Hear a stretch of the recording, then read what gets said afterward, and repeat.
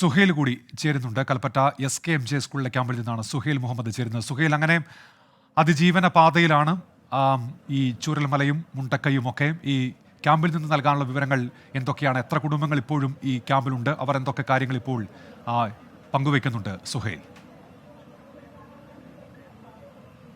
ഉന്മേഷ, നേരത്തെ നമ്മൾ കാണിച്ച ദൃശ്യങ്ങളിൽ തന്നെ ഈ ഒരു ദുരന്തം അത് എത്രത്തോളം ആഘാതമുണ്ടാക്കിയെന്നൊക്കെ ഏറെക്കുറെ വെളിവാകുന്നതാണ്. നമ്മോട് സംസാരിച്ച സുജിത്തിനോട് പ്രതികരിച്ചൊരു വ്യാപാരി അഷ്റഫ്, അദ്ദേഹം പറഞ്ഞു 8 ലക്ഷം രൂപയുടെ സാധനങ്ങൾ നഷ്ടപ്പെട്ടു, വീട് പോയി. അങ്ങനെ ഇത്തരത്തിലുള്ള മനുഷ്യർ പതിയെ പതിയെ ആ കണ്ട കാഴ്ചയുടെയും നടുക്കത്തിന്റെയൊക്കെ ഭീതിജനകമായ കാഴ്ചകളിൽ നിന്ന് മെല്ലെ മെല്ലെ മാറാൻ ശ്രമിക്കണം. അവർ അതിജീവന പാതയിലാണ്. ഞാൻ ക്യാമ്പിന്റെ വിശദാംശങ്ങളിലേക്ക് വരുന്നതിന് മുമ്പ് നമുക്ക് ഇപ്പോൾ ഒരു അതിഥി ചേരുന്നുണ്ട്. Kalpetta municipal chairman TJ Isaac ആണ്. ഇദ്ദേഹമാണ് ഈ കൽപ്പറ്റ മേഖല, ആകെ വയനാട്ടിൽ 10 ക്യാമ്പുകളാണ്. ഇതിൽ കൽപ്പറ്റ മേഖലയിൽ പ്രവർത്തിക്കുന്ന 2 ക്യാമ്പുകളുടെ മുഴുവൻ കോർഡിനേഷൻ നടത്തുന്ന ഇദ്ദേഹമാണ്. ഐസക് വക്കീൽ, ഇപ്പോൾ നിലവിൽ പുനരധിവാസം അത് തുടർന്നുകൊണ്ടിരിക്കുകയാണ്. തുടക്കഘട്ടത്തിൽ ഞാൻ മനസ്സിലാക്കുന്ന ഡീപ്പോളിലും ഇവിടെയും 120 കുടുംബങ്ങൾ ഉണ്ടായിരുന്നു. ഇപ്പോൾ എത്രത്തോളം ആളുകൾ? 128 കുടുംബങ്ങളാണ് കൽപ്പറ്റ നഗരസഭ പരിധിയിൽ ഉണ്ടായിരുന്നത്. ഈ ഉരുൾപൊട്ടലുണ്ടായ അന്ന് വൈകുന്നേരം തന്നെ ഇതിൽ ഭൂരിഭാഗം കുടുംബങ്ങളും ഇവിടെ എത്തിച്ചേരുകയുണ്ടായി. അപ്പോൾ വരുന്ന ഒരു സാഹചര്യം എന്ന് പറയുന്നത് പ്രാഥമികമായി ക്യാമ്പിൽ അവർക്ക് വേണ്ട ഭക്ഷണ സാധനങ്ങൾ, അല്ലെങ്കിൽ അവർക്ക് വേണ്ട ബെഡ്, അല്ലെങ്കിൽ അടിസ്ഥാന ആവശ്യങ്ങൾക്കുള്ള ഒന്നും ഉണ്ടായിരുന്നില്ല. നഗരസഭയുടെ ഭാഗത്തു നിന്നും റവന്യൂ ഉദ്യോഗസ്ഥന്മാരുടെ ഭാഗത്തു നിന്നൊക്കെ വളരെ കാര്യക്ഷമമായ ഒരു ഇടപെടലുണ്ടായി. അവർക്ക് വേണ്ട എല്ലാ സൗകര്യങ്ങളും ചെയ്തു കൊടുത്തു.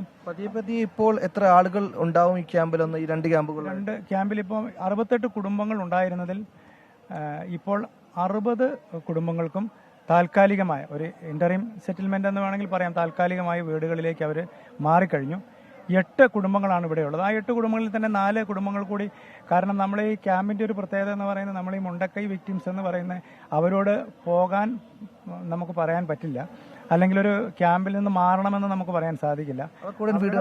അവരുടെ മാനസികാവസ്ഥ മനസ്സിലാക്കി അവർക്ക് കൂടി ഇഷ്ടപ്പെട്ട, ഇപ്പം ഞങ്ങൾ കണ്ടുപിടിക്കുന്ന റൂമുണ്ട്, ഇപ്പം നഗരസഭയുടെ ഭാഗത്ത് നിന്ന് ഞങ്ങൾ കണ്ടുപിടിച്ച റൂമുണ്ട്. ഞങ്ങളുടെ ഒരു NULM നാഷണൽ ലൈവ്ലിഹുഡ് മിഷന്റെ കീഴിലുള്ള ഒരു ഹോസ്റ്റൽ ഉണ്ടായിരുന്നു.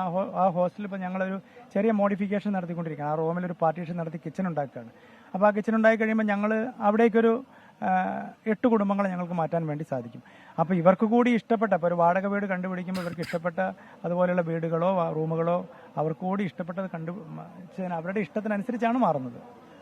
നമ്മുടെ കൽപ്പറ്റ മുനിസിപ്പൽ ചെയർമാൻ സംസാരിച്ചത്, നിലവിൽ വയനാട് ജില്ലകളിലായി നേരത്തെ വിപിൻ സി വിജയൻ പറഞ്ഞതുപോലെ 10 ക്യാമ്പുകൾ 527 കുടുംബങ്ങളാണ്. അതിൽ കൽപ്പറ്റയിൽ 2 ക്യാമ്പുകളാണ് പ്രവർത്തിക്കുന്നത്. ഒന്ന് SKMJ, മറ്റേത് ഡീപോൾ. ഈ 2 ക്യാമ്പുകളിൽ ഈ ദുരന്തം കഴിഞ്ഞതിന് പിന്നാലെ 120 കുടുംബങ്ങളാണ് ഉണ്ടായിരുന്നത്. ഇപ്പോൾ ആകെ തുകയിൽ 2 ക്യാമ്പുകളിലായി ഏകദേശം 28 കുടുംബങ്ങൾ മാത്രമാണ് ബാക്കിയുള്ളത്. അതായത് പുനരധിവാസം അതിന്റെ മാക്സിമത്തിൽ എത്ര വേഗത്തിൽ പൂർത്തിയാക്കാൻ കഴിയുമോ അതിന്റെ വേഗത്തിൽ പൂർത്തിയാക്കിക്കൊണ്ടിരിക്കുന്നു. ഈ മാസം 20-നകം എല്ലാവർക്കും വാടക വീടുകൾ കണ്ടെത്താനാകുമെന്ന് തന്നെയാണ് പ്രതീക്ഷിക്കുന്നത്. ഈ വാടകകൾ കണ്ടെത്തുമ്പോൾ നമ്മളിപ്പോൾ ചെയർമാൻ പറഞ്ഞതുപോലെ അവിടെ ഈ കൂട്ടമായി അല്ലെങ്കിൽ വളരെ അടുത്ത് ഇടപഴകി ജീവിച്ച മുണ്ടക്കയിലും പുഞ്ചിരിമട്ടത്തെ മനുഷ്യരാണ്. അവർ വലിയ ദൂരങ്ങളിലേക്ക് മാറേണ്ടി വരുന്നൊരു വേദന അവർക്കുണ്ട്. പക്ഷേ സാങ്കേതികമായും ആ വേദന അവർ ഉൾക്കൊണ്ടേ മതിയാവും. കാരണം വയനാടിന്റെ ഒരു പരിമിതമായ സ്ഥിതിയിൽ കെട്ടിടങ്ങൾ ലഭിക്കാൻ ചെറിയ പരിമിതികളുണ്ട്. ഇപ്പോൾ നിലവിൽ ഏറ്റവും മുൻഗണന നൽകിയിരിക്കുന്നത് ഈ ദുരന്തമുണ്ടായ മുണ്ടക്കൈ സമീപത്തിന് ഭാഗമുള്ള മേപ്പാടി, അമ്പലവയൽ, വടുവഞ്ചാൽ, ഈ കൽപ്പറ്റ, വൈത്തിരി മേഖലകളിലാണ്. ചിലർക്ക് ഒരു 10-40 കിലോമീറ്റർ അപ്പുറത്തേക്ക് മാനന്തവാടി അടക്കം വാടക വീടുകൾ കണ്ടെത്തിയിട്ടുണ്ട്. അപ്പോൾ ഈ വീട് കൊടുക്കുമ്പോൾ ഒരു മുൻഗണന, അതായത് ഈ മേഖലയോട് ചേർന്ന് പഠിക്കുന്ന കുട്ടികൾ, ഉപജീവനം നടത്തുന്ന മനുഷ്യർ, ഇവരെയൊക്കെ കണക്കിലെടുത്തുകൊണ്ട് ഒരു മുൻഗണന നൽകുന്നുണ്ട്. പക്ഷേ അത് എത്രത്തോളം പ്രായോഗികമാകും എന്നതിൽ ഒരു വ്യക്തതയില്ല. എന്ത് തന്നെയാലും 20-നകം പരിപൂർണമായ രീതിയിൽ വീടുകൾ കൊടുക്കാനും അതിനപ്പുറത്തേക്ക് ഈ അടിയന്തര ധനസഹായം 10,000 രൂപ നമ്മളൊരു പെർസെന്റേജ് എടുക്കുന്ന ഒരു 60% ആളുകൾക്ക് ലഭിച്ചിട്ടുണ്ട്. ചില സാങ്കേതിക കാരണങ്ങൾ കൊണ്ട് മാത്രമാണ് മറ്റുള്ളവർക്ക് വൈകുന്നത്. ഇന്ന് ഞായറാഴ്ച ആയതുകൊണ്ട് ആ ഒരു പ്രോസസ്സിംഗ് നടന്നിട്ടില്ല. അതുകൊണ്ട് തന്നെ തിങ്കളാഴ്ച ചൊവ്വാഴ്ചക്കുള്ളിൽ ഈ അടിയന്തര ധനസഹായം നൽകാനാകും. അതിന് പുറമെ നേരത്തെ തന്നെ സർക്കാർ പ്രഖ്യാപിച്ചിരുന്നു, ഉപജീവനം മുടങ്ങിയ മനുഷ്യർക്ക്, ഇവിടെ അതിജീവിച്ചവർക്ക് 300 രൂപ വീതം കുടുംബത്തിന് നൽകുമെന്നുള്ള കാര്യം.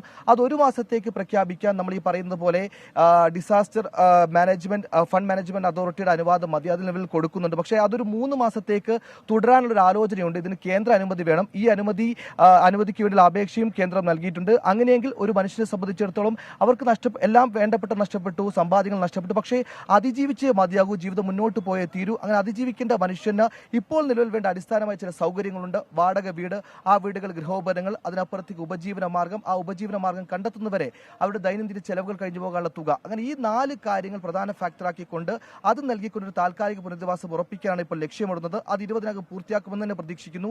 അടിയന്തര ധനസഹായ വിതരണം അതിനോടൊപ്പം തന്നെ ചേരും. പിന്നെ ഒരു അതിജീവിച്ചതിനെ സംബന്ധിച്ച് മുന്നോട്ടുള്ളത് അവർ മാസാമാസം അടക്കുന്ന EMI-കളാണ്. EMI-കളിൽ ബാങ്ക് ലോണുകളുടെ വായ്പകളിൽ നാളെ ഒരു ധാരണയാകും. അതിനപ്പുറത്തേക്ക് ഈ പല EMI-കൾ, ഇലക്ട്രോണിക് ഉപകരണങ്ങൾ എടുത്ത EMI-കൾ, വാഹനത്തിന്റെ അടവുകൾ, ഇതുമായി ബന്ധപ്പെട്ട് EMI-കളെല്ലാം അവരെ പ്രതിസന്ധിയിലാക്കുന്നുണ്ട്. ഇതിലടക്കം ഒരു തീരുമാനം ഉണ്ടാകണമെന്നാണ് അവർ പറയുന്നത്. കാരണം ക്യാമ്പുകളിൽ നിന്ന് മാറി വീടുകളിലേക്ക് പോയാലും ഒരു ഉപജീവനം, ഒരു പഴയ ഒരു ജീവിതത്തിലേക്ക് അവർ തിരിച്ചെത്താൻ സമയമെടുക്കും. പഴയൊരു വരുമാനത്തിന്റെ രീതിയിലേക്ക് തിരിച്ചെടുക്കാൻ സമയമെടുക്കും. ആ സമയം വരെ അവരെ സംബന്ധിച്ചിടത്തോളം പിടിച്ചു നിൽപ്പ് ആവശ്യമുണ്ട്. അതുകൊണ്ട് തന്നെ ഈ ദുരിതബാധിതരുടെ ഒരു ലിസ്റ്റ് എടുത്തുകൊണ്ട് അവർക്ക് EMI, മറ്റ് ഹോം അപ്ലയൻസ് EMI-കൾ, വാഹന അടവുകൾ, ഇതിലടക്കം ഒരു മൊറട്ടോറിയം നൽകണമെന്ന ആവശ്യം അവർ മുന്നോട്ട് വെക്കുന്നുണ്ട്. ഈ ആവശ്യം കൂടി പരിഗണിച്ചാൽ അതിനെ സംബന്ധിച്ചിടത്തോളം വലിയൊരു പ്രയോജനമാകും. നമ്മളിപ്പോൾ ഈ ക്യാമ്പുകൾ സ്വകാര്യത നമുക്ക് നിയന്ത്രണമുണ്ട്. അതിനപ്പുറത്തേക്ക് സ്വകാര്യത മാനിച്ചാണ് ഉള്ളിൽ പോകാത്തത്. ഉള്ളിൽ പോകാൻ നമുക്ക് നിയന്ത്രണം. പക്ഷേ നമ്മൾ നേരത്തേക്ക് കണ്ട കാഴ്ചകളുണ്ട്. കുട്ടികളെല്ലാം അന്നൊക്കെ വളരെ കലങ്ങിയ കണ്ണുകളോടെ കണ്ട ചില കുട്ടികളെല്ലാം ഇപ്പോൾ ചെറിയ ചെറിയ വിനോദങ്ങളിലൊക്കെ ഏർപ്പെട്ട് അവർ പതിയെ പതിയെ അതിജീവനത്തിൽ, മനുഷ്യരിങ്ങനെയാണ്, അതിജീവിച്ചേ മതിയാകൂ. അങ്ങനെ ആ ഭീകരതയും നടുക്കും അവരുടെ മനസ്സിലുണ്ടെങ്കിലും അതിജീവിക്കാനുള്ള എല്ലാ ശ്രമങ്ങളും അവരുടെ ഭാഗത്തുനിന്ന് അവർ ഉണ്ടാക്കുകയാണ്. കാരണം അവരെല്ലാം അംഗീകരിക്കുകയാണ് ഒറ്റപ്പെട്ടവർ ഇല്ലാതായതിന്റെ വേദന, സകലം നഷ്ടപ്പെട്ടതിന്റെ വേദന. പക്ഷേ ഈ വേദനകൾ തന്നെ തങ്ങി നിന്നാൽ അവർക്ക് മുന്നോട്ട് പോകാനാകില്ലെന്ന തിരിച്ചറിവ് അവരിലേക്ക് ഉണ്ടാകുന്നുണ്ട്. ആ തിരിച്ചറിവിൽ തന്നെ അവർക്ക് പരിപൂർണമായ ജീവിതത്തിൽ അതിജീവിച്ച് മുന്നോട്ട് പോകാനുള്ള കരുത്തുണ്ടാകട്ടെ എന്ന് മാത്രം നമുക്ക് ആഗ്രഹിക്കാൻ കഴിയുന്നത്. അങ്ങനെ പതിയെ പതിയെ നമുക്ക് പറഞ്ഞാൽ ഇപ്പോൾ തെരച്ചിലൊക്കെ ഏകദേശം ഏറെക്കുറെ അവസാനിച്ചു. അങ്ങനെ അതിൻ്റെ ഒരു പ്രാഥമിക തെരച്ചിൽ ഫേസ് കഴിഞ്ഞതിനപ്പുറത്തേക്ക് അതിജീവനം അത് എത്രയും വേഗം സാധ്യമാക്കുക. ക്യാമ്പുകളെ പ്രവർത്തിക്കുന്ന 10-ലധികം സ്കൂളുകളിൽ അധ്യയനം മുടങ്ങുന്നുണ്ട്. ആ അധ്യയനത്തിൽ സ്കൂളുകളിൽ അധ്യയനം പുനരാരംഭിക്കുക. അതേപോലെ ക്യാമ്പുകളിലുള്ള കുട്ടികൾക്ക് അവരുടെ വിദ്യാഭ്യാസത്തിന് ഏറ്റവും അടിസ്ഥാനപരമായ സൗകര്യം, നേരത്തെ ഇന്നലെ വിദ്യാഭ്യാസ മന്ത്രി അടക്കം പറഞ്ഞതുപോലെ അവരെ മറ്റ് സ്കൂളുകളിലേക്ക് മാറ്റി അവിടെ പഠനം തുടരുന്ന കാര്യങ്ങൾ ഒരുക്കുക. അങ്ങനെ ഒരു മനുഷ്യായുസിൽ ഒരിക്കലും നമ്മൾ ആഗ്രഹിക്കാത്ത, ഇങ്ങനെയൊന്നും ഉണ്ടാവില്ലെന്ന് മാത്രം ആഗ്രഹിക്കുന്ന ഒരു ദുരന്തത്തിന്റെ ബാക്കിപത്രമായ അതിജീവിതർ, അവരിപ്പോൾ ശാരീരികമായി മാത്രം അതിജീവിച്ചത്, അവരെ മാനസികമായി അതിജീവിപ്പിക്കാൻ എന്തൊക്കെ സാധിക്കുമോ അതെല്ലാം അതിന്റെ പരിപൂർണമായ വേഗത്തിൽ ചെയ്തു തീർക്കാൻ തന്നെയാണ് ജില്ലാ ഭരണകൂടം അപ്പം സംസ്ഥാന സർക്കാരും ആലോചിക്കുന്നത്. അതിന് ലക്ഷ്യമിട്ടുള്ള പ്രവർത്തനങ്ങൾ തന്നെ മുന്നോട്ട് പോകുന്നത്. ചുരുക്കം ചില പരാതികളൊക്കെ അവിടെ ഇവിടെ ഉണ്ടെങ്കിലും പരാതികൾക്ക് അപ്പുറത്തേക്ക് എഫിഷ്യന്റായി തന്നെ രീതികൾ മുന്നോട്ട് പോകുന്നു. പക്ഷേ അടിയന്തര സഹായ വിതരണത്തിലൊക്കെ മുൻഗണനാക്രമം പാലിക്കുന്നില്ല എന്ന രീതിയിൽ ആരോപണങ്ങൾ ഉയരുന്നുണ്ട്. ആ കാര്യത്തിലടക്കം വിശദമായ ഒരു പരിശോധന നടത്തുമെന്ന് തന്നെയാണ് അധികൃതർ നമ്മളെ അറിയിച്ചത്. ഉന്മേഷ്, ശരി. സുഹൈൽ മുഹമ്മദാണ് ഇപ്പോൾ കൽപ്പറ്റ SKMJ സ്കൂളിലെ ക്യാമ്പിൽ നിന്നുള്ള വിവരങ്ങൾ നൽകിയത്.